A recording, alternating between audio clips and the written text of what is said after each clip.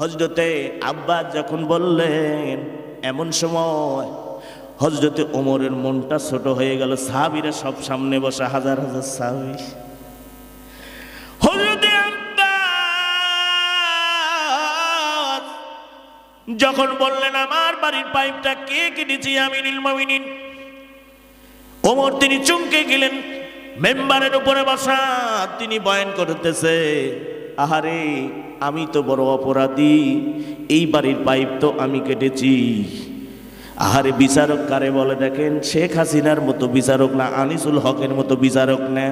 আহারে যারা ট্রাইব্যুনাল গঠন করলো, ওই ট্রাইব্যুনালে ওরা এখন দাঁড়াইছে। আল্লাহর কি খেলা দেখ দেখ, জঙ্গি সন্ত্রাস, এদেরকে দেশ থেকে বের করে নিষিদ্ধ করে দাও। কয় নাই বলছে ওই বিদেশি সরকারদের বল, হ্যাঁ বিদেশি সরকারদের বিরুদ্ধে, এই সুৎখরের বিরুদ্ধে লাগাই দেয়। বলছে না লাগাই দিবে। আয় বেটি আয় ইন্ডিয়াতে যাই, ভিসাগুলি বন্ধ করে দিছে। দোয়া করবো, হবি হবি দোয়া হবি। জি জি দোয়া করবো। ওকে ওকে আয় বেটি আয়, ওই পারে থাই ফাল বারিশ কে শাড়ি কাঁচা মেরে এপারে আয়। যুবকরা বলছে আয় বগুড়ায় আয়, আসিস না কে? আসলি তোর হাড্ডি গুড্ডি খুঁজে পাবি না। আরে তুই চুরি করে বিমানে না পালাইলে তোর হাত দিয়ে কেউ পাইতো না। ওই আর্মি কেন তোর 14 গোষ্ঠী ঠেকা দিবে না। কতক্ষণ ঠিক কিনা? বিচারক কারে বলে বন্ধুরা, যেন তেন বিচারক নয়। হযরত ওমর রাদিয়াল্লাহু তাআলা আনহু তিনি চিন্তা করলেন কিভাবে আহারে এই পাইপটা কেমনে জোড়া লাগিয়ে দেওয়া যায়। আহারে এত সুন্দর ওয়াজ, আমি পাগল হয়ে গেলাম।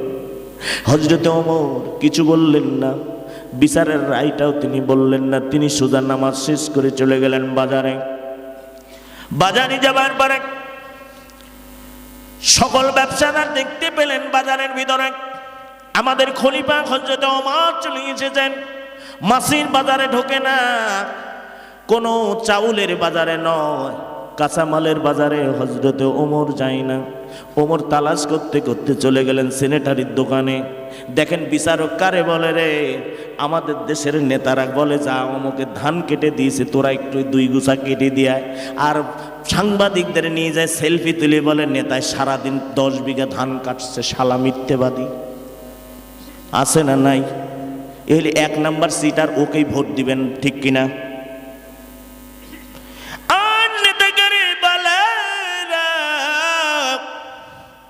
হযরত ওমর দেখেন নেতার বিচার কেমন রে। আমার নেতা বিশ্ব নবী মুহাম্মদ রাসূলুল্লাহ সাল্লাল্লাহু আলাইহি সাল্লামের আদর্শবান সাহাবী, যে 4 জন খলিফা, দ্বিতীয় খলিফা হযরত ওমর। তিনি বাজারে পাইপের দোকানে ঢুকলেন, স্যাম্পলটা নিয়ে গেলেন, ডেকে বলে বাজারের দোকানি, আমি যে পাইপের স্যাম্পলটা তোমার কাছে আনলাম, এর চাইতে দামি পাইপ, এই রকম মডেলের পাইপ তুমি দিবে, এর চাইতে বেশি দামের পাইপ আমাকে দিয়ে দাও। হযরতে ওমর পাইপটা নিয়ে এসে এবার যখন লাগানোর জন্য চলে গেলেন, আহারে দেখেন বিচার রে, কেমন বিচারক হযরতে ওমর। আর আমাদের বিচারক রে খালি নিজেই চুরি করে, বিচারের রায় দিয়ে দেয়। যুদ্ধ অপরাধী না, কোনো অন্যায় করে নাই।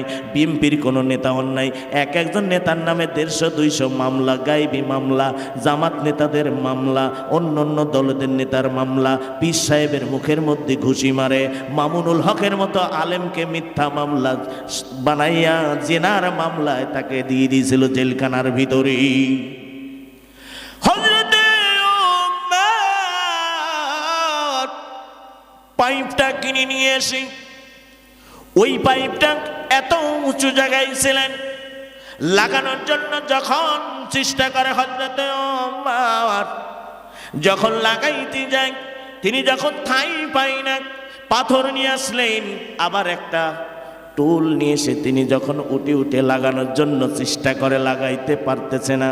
এমন সময় দূর থেকে হযরতে আব্বাস ডাক দিয়ে বলে, ইয়া খলিফাতুল মুসলিমিন, আপনি যেভাবে পাইপে লাগাচ্ছেন, আপনি যে পাইপে লাগাচ্ছেন, আপনার বিচার আমি আব্বাস মানি না, আপনার বিচার আমি মানি না। কি বিচার রে? আপনি যেভাবে পাইপে লাগান আমি আপনার বিচার মানতে পারলাম না। হযরত ওমর দিকে বলে, ভাই আব্বাস রে, তুমি কেন আমার বিচার মানো না? তুমি আমার কাছে বিচার নিয়ে গিয়েছিলে, তোমার যে পাইপটা কেটে ফেলে দেওয়া হয়েছে, এর চাইতে দামি পাইপ আমি তোমাকে কিনে নিয়ে এসে লাগাই দিচ্ছি আমার নিজ হাতে। এমন সময় হযরতে আব্বাস ডেকে বলে, ভাই ওমর, তুমি এই পাইপ যেভাবেই লাগাও না কেন আমি তোমার বিচার মানতে পারবো না। হযরতে ওমর বলে, কেন মানবে না? হযরতে আব্বাস ডেকে কয়, ভাই ওমর রে, তুমি যেভাবে এই পাইপটা লাগাও, ওই পাইপে এইভাবে লাগানো হয় না, কারণ আমার নবীজির স্মৃতি যে বাড়িতে থাকবে না। আমি আব্বাস ওই বিচার মানতে পারবো না। তুমি যেভাবে পাইপটা লাগিয়েছো আমি ওইভাবে তো পাইপে লাগাই নাই, আমি যেভাবে পাইপে লাগাইছি সেইভাবে তুমি যদি না লাগাই দাও আমি আব্বাস বিচার মানি না। হযরত ওমর কি কয়, কেমনে? বলে, আমি যখন বাড়ির পাইপটা লাগাই, আমি যখন ঠাই পাই না, আমি বারবার উঁচু হয়ে লাগাইতে চাই। এমন সময় মসজিদে নববীতে আমার নবীজি বসা ছিল। আমার নবীজি